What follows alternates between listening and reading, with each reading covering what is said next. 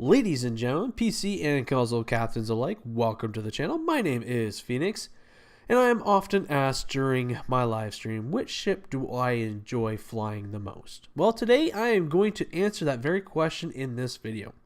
Here is my top 6 favorite ships that I enjoy flying. These will be Federation only since I have not dedicated too much time to the Klingon or Romulan characters, and I will choose 2 from each category, and also these will be in no particular order. Starting off our list, which is probably no surprise to anyone, is the Odyssey Star Cruiser. This ship was the result of a contest that STO held to have the player base come up with a ship design for the next Enterprise. The ship has the look and feel of the ship to be called Enterprise, and I'm glad that this won. I have told the tale of why I like this ship, but if you haven't heard the tale, I'm going to explain it again. I fell in love with this ship the first moment I got to fly her during Star Trek Online's 2nd anniversary event. I had just started playing STO and was only level 11 when I played the mission, the Odyssey class. When I was done with the mission, I worked on my main character, Phoenix, for about 3 weeks straight.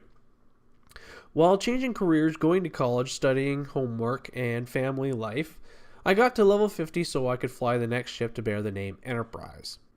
This ship at the time didn't come equipped with a special console until the T5 Odyssey pack came out later that same year. Next is the Pathfinder. It's an updated version of the Intrepid class. The Pathfinder was released during Delta Rising expansion. This ship came with 2 sets of Voyager bridge, one when the Voyager series started, while the other when the series was nearly completed. The ship itself looks similar to the Intrepid, with a few subtle differences.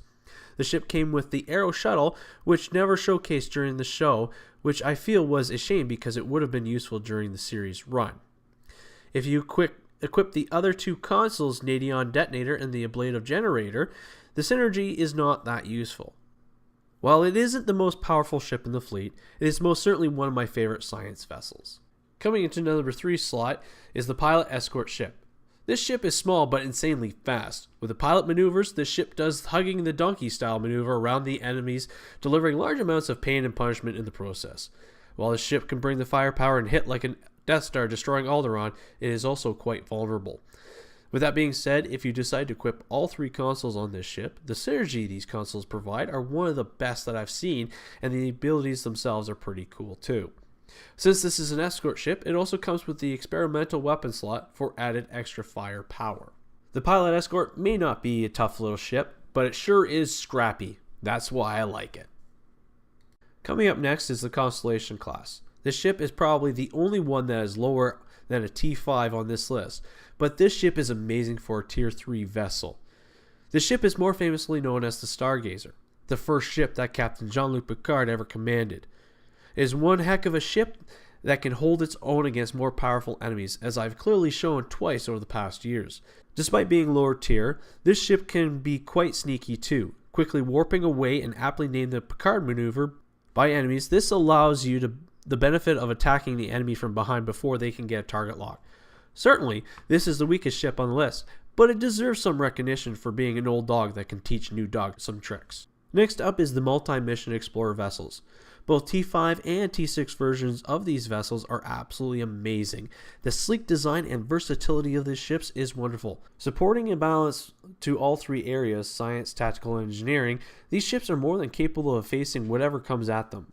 With the T5 versions, the synergy almost makes them invulnerable to damage, allowing you to survive intense bombardment from enemies for a short duration, but unable to fire back. The T6 versions, these can use the 4-piece set that allows the synergy to boost shields, reduce the cooldown of the consoles by 50%, as well as increase the effects of the consoles. These ships, I would say, are one of the most photogenic ships I've ever seen in the STO community. The wonderful and talented STO Morishita takes the best screenshots of these ships. You can check out her Twitter and DeviantArt pages in the description below. Before I move on to my last ship, here are some honorable mentions.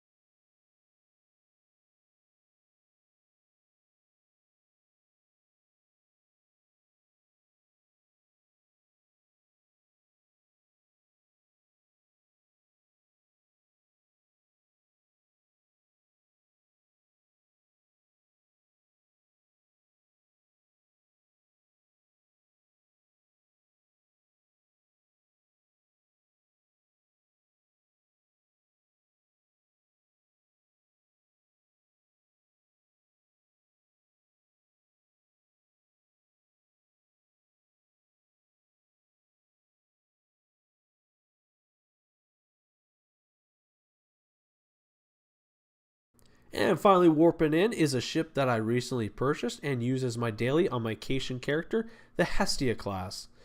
The upgraded version of the T5 Multi-Vector Assault Escort utilizes the Multi-Vector Assault mode effectively, making this ship a force to be reckoned with. Along with the high-energy plasma expulsors, all 3 sections are able to vent plasma and allow it to burn the enemy's hull. I find this ship is not as squishy as a pilot escort, so it can take a bit more of a pounding than its fellow escorts. The one thing I don't like about this ship is the warp nacelle being visible on the top of the saucer section. If the warp nacelle on the top were hidden, I would feel that this would make the ship aesthetically pleasing when whole. Criticism aside, this ship is just as fun to fly as any other ship, but I do think that this is a little more fun than some others. That is it for today's video, and as always, this is the start of a dialogue. What do you think of my list?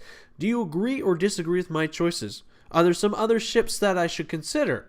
Let me know your answers and any questions you have down in the comment section below. I look forward to hearing from you. If you are not a member of this community, press subscribe. I make videos on Star Trek, reviews, commentaries, and gaming just like this video. Links to social media are down below. And as always, thank you for watching, live long and prosper, and we'll see you out there.